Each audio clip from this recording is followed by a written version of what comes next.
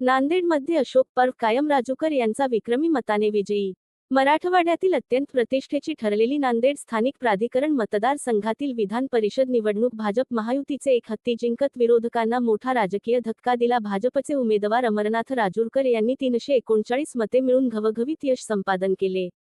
महाविकास आघाडी अपक्ष उमेदवार त्यांचे प्रतिस्पर्धी उमेदवार कृष्णा नागेश पाटील आष्टेकर यांचा 255 मतांच्या विक्रमी फरकाने पराभव केला। या निकालामुळे भाजपचे खासदार अशोक चव्हाण यांचे नांदेडमध्ये राजकीय वर्चस्व पुन्हा एकदा कायम राहिले आहे। निकाल एक हाती जाहीर होताच नांदेड शहरात भाजपा महायुतीच्या कार्यकर्त्यांनी जल्लोष केला। फटाक्याची आतिषबाज, गुळाची उधळण आणि पेढे वाटून विजय साजरा केला। 2016 प्रमाणे 2026 मध्येही विरोधकांनी उभारल्या राजकीय आव्हान निष्पन्न ठरवत अशोक चव्हाण यांच्या नेतृत्वाखाली राजनीती पुन्हा एकदा यशस्वी ठरल्याची चर्चा संपूर्ण जिल्ह्यात रंगत आहे। भारतीय जनता पार्टीचा अशोकराव चव्हाणचा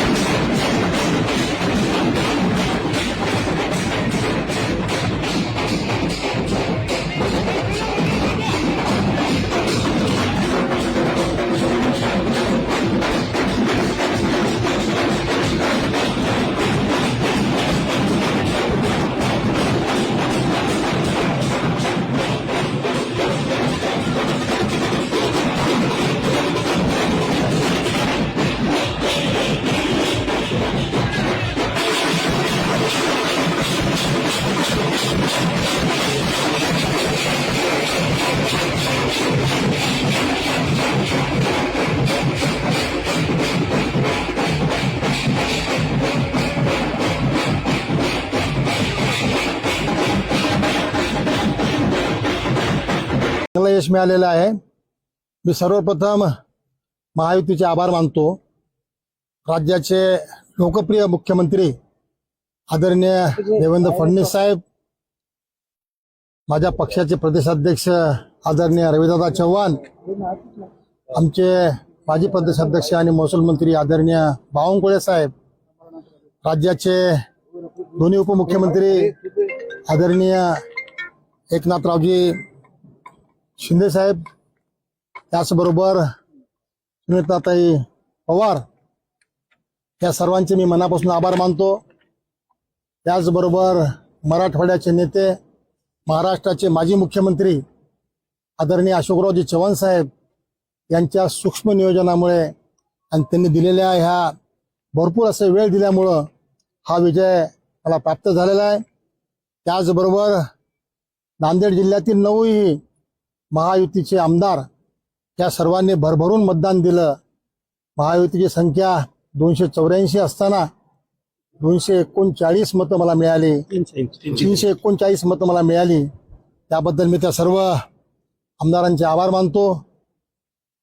पहिल्यांदा आपल्या नांदेड जिल्ह्यामध्ये महायुतीच्या 9 विधानसभेच्या जागा होत्या।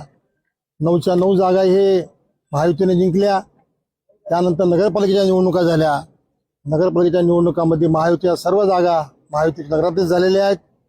त्याचबरोबर परवाच झालेली महापालिकेची निवडणूक, त्यामध्येही महायुतीचा डंका आहे, आपण जिंकलेलो आहोत। आता राहिली फक्त MLCची जागा होती, तेही आज ह्या सर्वांच्या आशीर्वादामुळं आपण जिंकलेलो आहोत। महाविकास आघाडीला म्हणजे 78 मतं जास्त पडलेली आहेत। 284 म्हणजे 78 मतं जवळपास जास्त पडलेली आहेत। माझ्या माहितीप्रमाणे बरेचसे मतं बाद पण झालेले, 25 मतं बाद झालेली आहेत।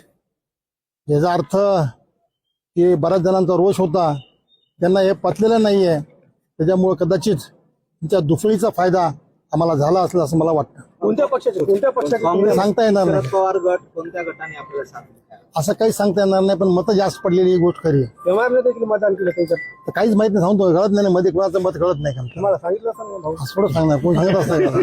विजयाचे शिल्पकार विजयाचे शिल्पकार सांगितलं ना मी तुम्हाला, सगळे नावं घेतले मी। हेच लोक माझे विजयाचे शिल्पकार आहेत। देवेंद्र भाऊ, रविदादा, अशोक चव्हाण साहेब, नंतर बावनकुळे साहेब, हे माझ्याकरता नेते मंडळी आहेत। त्या लोकांमुळेच मला हे प्रोत्साहन मिळालं आणि त्यांनी दिलेल्या सहकार्यामुळेच मी आज विजयी होऊ शकलो. त्याचबरोबर आमचे सर्व भारतीय जनता पक्षाचे आमचे नगरसेवक, त्याचबरोबर आमचे मजपा मराठवाडा जनहित पार्टी, त्याचबरोबर आमचे NCP अजित पवार गटाचे सर्व आणि शिंदे गटाचे सर्व, या सर्वांनी मला मतदान केलं. त्या सर्व नगरसेवकांचे मी आभार मानतो आणि त्यांच्यामुळे मी आज विजयी होऊ शकलो. 9 उमेदवार विधानसभेतल्या आमदारांनी मतदान केले, मदत केली असं म्हणतात. विधान परिषदेचे आमदार जे होते हेमंत पाटील, त्यांच्याकडून मदत झाली? त्यांची सुद्धा मला मदत होती, लक्षात ठेवा. त्यांची मदत होती आणि जे एक्स्ट्रा मतं पडले आहेत, आपल्याला पहिल्या दिवशी अशोकराव चव्हाण साहेबांनी सांगितलं की सदृश्य हात आहेत, अदृश्य हात पण आमच्या बरोबर आहेत. त्यामुळे हे अदृश्य हाताची मतं असतील. ते अदृश्य कुठल्या हाताची म्हणजे कुठल्या ते मला सांगता येणार नाही. मला तर ते अशोकराव चव्हाण साहेबाला तुम्ही विचारा, ते अदृश्य कोणते आहेत. ठीक आहे, ओके भाऊ.